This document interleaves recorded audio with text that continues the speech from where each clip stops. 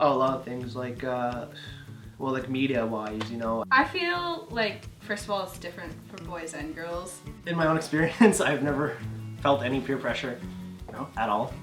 Guys like want to get it done as soon as possible because it makes them a man. Because they think that just because other people are doing it, that they should be doing it too, because they want to